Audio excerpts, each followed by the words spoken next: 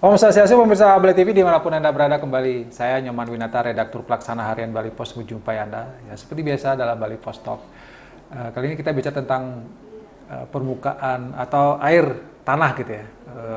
Bagaimana kondisinya air tanah di Bali ini menarik untuk kita kaji karena banyak misalnya wacana yang berkembang, hasil penelitian menyebutkan bahwa Bali krisis air dan banyak yang menggunakan air tanah ini mungkin dalam tanda kutip dengan semena-mena, dengan ugal-ugalan.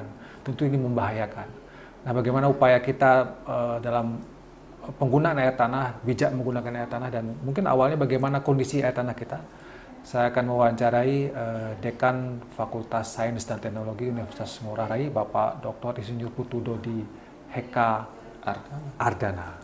Kita sapa dulu narasumber kita, Om Swastiastu. Om Swastiastu, selamat pagi Pak Nyoman. Kabar sehat ya? Kabar sehat. Terima kasih sudah berkunjung nih ke Fakultas Sains dan Teknologi Universitas Ngurah Rai. Di Ngurah Rai ya, ada Fakultas Sains dan Teknologi. Ada berapa program studi? Ada 2 program studi kami. Teknik? Jadi ada teknik sipil dan arsitektur. Arsitektur ya. Oke. Yang berminat kuliah silakan ke silakan. Sains dan Teknologi. Ya.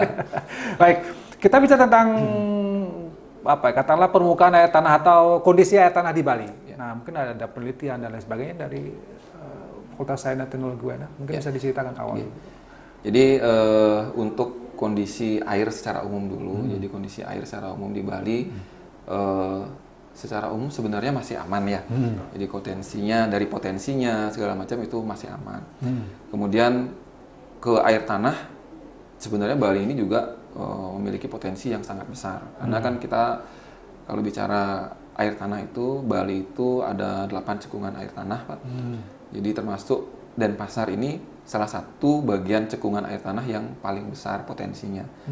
Jadi kita Denpasar ini ada di cekungan air tanah Denpasar Tabanan namanya, dengan potensi air tanah tidak tertekan itu 800 juta meter kubik per tahun. Kemudian yang tidak tertekannya itu ada 8 juta meter kubik per tahun. Jadi sungguh besar sebenarnya.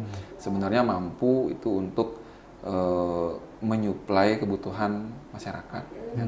Tapi permasalahan sekarang adalah kita ketahui Bali ini sebenarnya kan memiliki magnet tersendiri ya.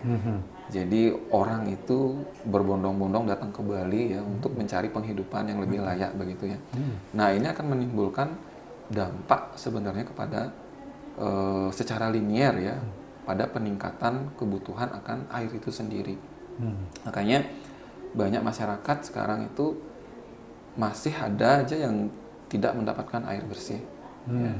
Air bersih dalam artian air yang sudah diolah jadi oleh instansi tertentu, utamanya PDAM. Dia terlebih lagi PDAM itu juga memiliki kuota tersendiri ya, jadi tidak semua bisa terlayani.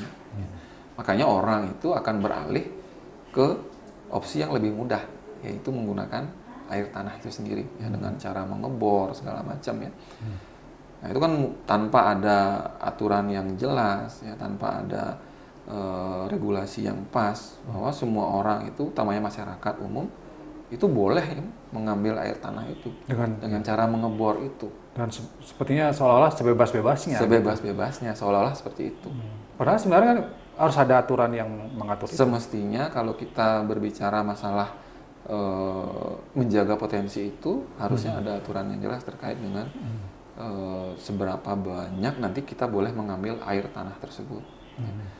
Soalnya nanti kalau kita bicara dalam satu area, ya, kita masyarakat tuh mengambil air tanah semua misalnya dengan buat sumur bor, nah ini kan kondisinya akan air itu akan langsung habis tiba-tiba ya. Biasanya pada saat penggunaan pagi itu kan orang-orang pada mandi gitu misalnya ya, semua menggunakan air tuh otomatis langsung turun ya airnya. Langsung turun ya? Iya. Nah, kemudian mungkin berangsur-angsur akan naik lagi, kemudian dipakai lagi. Nah, ini yang sebenarnya berbahaya apabila pola sebarannya itu terpusat pada satu area seperti itu. Jadi membahayakan area-area tersebut seperti itu. Jadi mesti ada regulasi yang tepat sebenarnya. Ya, kita tadi bicara tentang air yang digunakan untuk sumur oleh masyarakat, katakanlah rumah tangga gitu ya. kalau ada yang mengatakan satu rumah tangga mungkin tidak seberapa, tapi ada yang menggunakan untuk industri. Ya, Nah ini juga mungkin betul. penggunanya juga banyak juga, dan ini membahayakan sebenarnya kalau tanpa aturan yang jelas. Gitu. Betul. Jadi terkait dengan industri ini sebenarnya aturannya sudah lebih jelas. Ada Jadi, aturannya sebenarnya ada sudah. aturan. Jadi ada aturan dari pemerintah daerah bahwa apabila sektor industri ini menggunakan air tanah harus mengajukan izin terlebih dahulu kepada dinas terkait. Nah, dalam hal ini dinas terkait, sepengetahuan saya adalah dinas ESDM, itu akan memberikan perizinan setelah semua syarat terpenuhi. Jadi rekomendasi teknis ya, untuk bisa melakukan pengeboran itu bisa keluar apabila semua persyaratan sudah terpenuhi. Jadi persyaratannya itu terkait dengan geologinya seperti apa, kemudian aquifer mana yang akan diambil airnya, nah itu harus jelas. Ya, kemudian nanti struktur dari sumur bor yang akan digunakan seperti apa. Nah, apabila itu semua sudah jelas, kemudian air yang akan diambil kita tahu berapa debit optimumnya, ya. Kemudian potensi debit yang akan diambil itu berapa. Apabila terjadi nilai yang surplus di situ, jadi lebih besar potensi daripada yang diambil, nah itu izin akan keluar. Seperti itu. Idealnya begitu ya? Idealnya begitu. Tapi faktanya sepertinya banyak mungkin hotel, kemudian bahkan villa-villa ini mengambil air bawah tanah yang mereka nggak ada izinnya gitu. Bisa jadi seperti itu indikasinya. Dan mungkin saja ada satu perusahaan yang memiliki sumur bor dalam itu lebih dari satu. Ya. Jadi yang dilaporkan hanya satu, sisanya mungkin tidak dilaporkan. Nah ini ada indikasi seperti itu. Ada indikasi juga oknum-oknum bermain gitu ya. Katakanlah sepertinya satu, oke, dan segala macam. Tapi ini kalau dibiarkan berbahaya ya Pak? Kalau dibiarkan sangat berbahaya, karena kan mengancam keberlanjutan. Ya, sekarang boleh ada air, kemudian diambil sebebas-bebasnya. Kita nggak berpikir nih untuk kedepannya nanti itu masih kita punya anak, punya cucu seperti itu ya. Nanti di mana mereka dapat air kan seperti itu. Sebenarnya tanah itu bisa habis tidak ya? Sebenarnya air tanah itu mungkin kalau ya dalam artian di sini diambil secara terus menerus, kemudian jumlahnya besar bisa saja habis ya karena kan mereka juga memiliki potensi tertentu. Tapi air tanah ini kalau secara teori itu terbentuknya itu dalam waktu yang lama. Mungkin dia tidak akan habis, tapi memerlukan waktu yang sangat lama untuk membentuknya untuk naik lagi. Ya, seperti itu. Tapi sebenarnya sumber air tanah itu dari air hujan. Yang utama adalah air hujan. Betul, air hujan. Itu ditangkap oleh kawasan-kawasan hijau. Betul. Gitu ya. Termasuk sawah juga gitu ya. Betul sekali. Jadi air tanah itu, jadi proses terbentuknya itu adalah dari air hujan ya, yang masuk atau ditangkap oleh daerah resapan atau daerah imbuhan namanya. Kemudian akan mengalir ya sesuai dengan aturan gravitasi itu menuju tempat yang lebih rendah seperti itu ya. Akan mengisi air tanah yang lebih rendah dulu, baru nanti ke ya, daerah imbuhan tersebut. Ya. Jadi itu juga pentingnya nanti daerah imbuhan ini jangan sampai hilang. Nah, itu yang betul berarti dalam pemahaman masyarakat yang jangan sampai terjadi alih fungsi lahan yang masif gitu ya. Sekali. Jadi perumahan, jadi jalan, itu sebenarnya membuat air hujan langsung akan melimpas. Sungai langsung melimpas kemana-mana gitu. Akan terbuang percuma. Termasuk juga kalau sungainya terlalu dangkal, airnya juga cepat ke laut, itu juga. Mengkhawatirkan juga kalau misalnya alih fungsi lahan ini tidak dicegah gitu. Berarti aturannya harus dipertegas dulu, kemudian alih fungsi lahan juga harus dicegah. Nah, kalau mungkin secara teori katakanlah kajian akademik, apa yang mesti dilakukan oleh ya pemerintah, oleh siapapun pihak dalam hal ini di Bali supaya air tanah ini yang ya Tenggara sekarang potensinya masih banyak lah, tetap terjaga. Apa yang mesti dilakukan? Jadi dari kami selaku akademisi sekaligus peneliti, jadi berharap bahwa apabila sudah ada aturan yang dibuat oleh pemerintah ini ya, jadi kebijakan-kebijakan itu, jadi diharapkan sekali ini bagi seluruh stakeholder ya, baik dia industri ataupun masyarakat umum itu agar menaati aturan yang ada. Ya, dalam artian apa yang diminta dalam aturan itu tolong itu diikuti. Jadi agar tidak melebihi nanti apa yang diambil daripada potensi yang ada. Ya. Kemudian terkait dengan tata guna lahan juga betul. Jadi sangat diharapkan sekali untuk jangan sampai beralih fungsi lahan. Ya, jadi diredam itu. Nah, disinilah sebenarnya pemerintah harus tegas ya. Jadi aturan yang ada jangan malah dilanggar gitu. Jadi kalau sekarang kan para masyarakat ya, kemudian investor seperti itu bermainnya dari dalam ya. Dalam artian di luar dia masih kelihatan hijau, tapi di dalam tuh udah nggak hijau lagi. Nah itu kan sama aja jadinya ya. Jadi aturannya pasti sudah dilanggar kalau seperti itu. Nah kemudian yang kami harapkan lagi dari sisi akademisi adalah peran serta juga dari masyarakat. Ya masyarakat juga harus ikut berperan serta. Jadi di sini mestinya ya saya juga ada pemikiran bagaimana sih caranya memunculkan yang namanya mindfulness ya. Jadi kesadaran masyarakat untuk menjaga air itu. Ya, kalau sekarang kan edukasinya banyak ada ya, bahwa dari jenjang anak-anak sampai dengan dewasa selalu diberikan informasi bahwa jagalah air sebaik-baiknya. Tetapi sadar nggak mereka? Ya, kesadaran ini yang perlu kita tanamkan lebih lagi. Itu yang perlu ditingkatkan. Kesadaran dalam hal menghemat air, penggunaan dalam hal segalanya, dalam pengelolaan air tersebut, mulai dari menghemat airnya, ya. Kemudian itu tadi menjaga area hijau agar tetap ada. Nah itu kesadaran sebenarnya seperti itu. Okay. Tapi kalau masyarakat yang katakanlah hari ini menggunakan sumur bor ya untuk pemenuhan air, apa yang bisa mereka lakukan? Artinya partisipasi apa yang bisa mereka lakukan agar ikut juga menjaga air tanah ini? Jadi kalau bagi pengguna masyarakat utamanya ya yang sudah memiliki sumur bor, nah ini mungkin perlu mulai dari penggunaannya saja yang hemat air itu aja sih. Kalau yang paling kecil, kalau menurut saya pribadi adalah hematlah menggunakan air tersebut. Ya.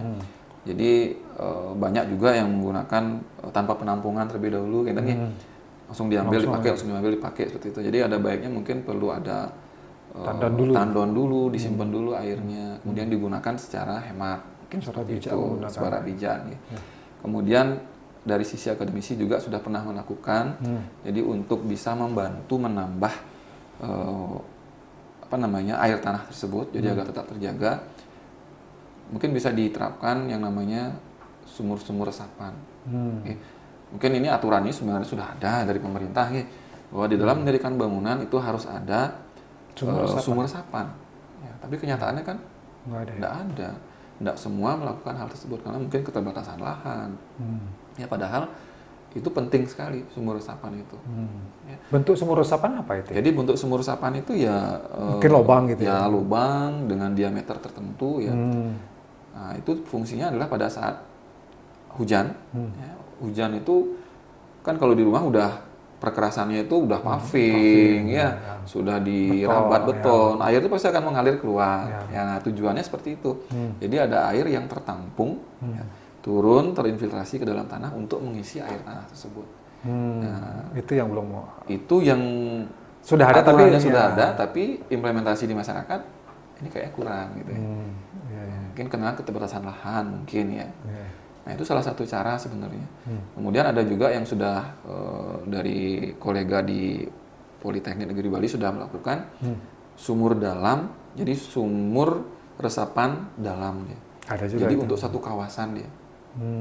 Jadi dicari langsung aquifer di mananya ya, apakah aquifer bebasnya atau aquifer tertekan, langsung diisi dengan itu. Ya. Tapi itu dalam suatu area, jadi sifatnya komunal. Misalnya kayak kampus nih Pak. Ada area tertentu yang sekiranya itu lebih rendah posisinya, dibuatkan sumur resapan dalam di situ. Jadi untuk bisa airnya ke sana semua, tapi langsung masuk ke aquifer. Ya, jadi lebih cepat dia masuk ke aquifer. Kalau sumur resapan itu kan dia hanya mungkin paling dalam 2 meter ya. 2 meter mengisi di situ. Untuk turunnya kan agak lama nih. Nah, karena dia proses. Kalau ini langsung ke aquifernya dituju. Itu dalam berarti. Itu dalam. Itu bisa dibentuk oleh komunitas kayak kampus. Betul, itu sifatnya perumahan. Iya, betul sekali. Bisa membuat hal seperti itu. Okay.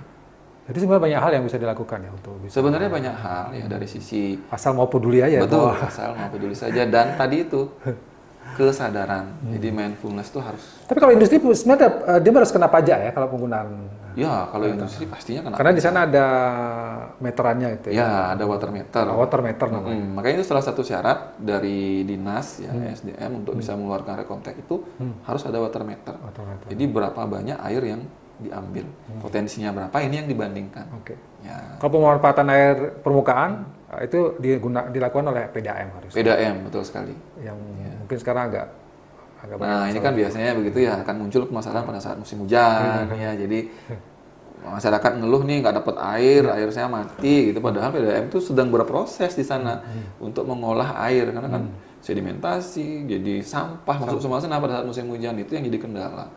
Makanya dalam apabila kita ingin memanfaatkan air permukaan ini secara maksimal, balik lagi masyarakat juga harus partisipasi di situ. Jadi jaga sungai itu, jangan buang sampah ke situ, dan ya.